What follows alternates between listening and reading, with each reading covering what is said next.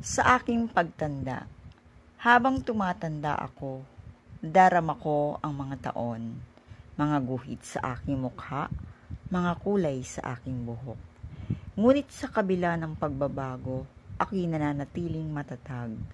May karanasan, may karunungan, may mga alaala na hindi malilimutan.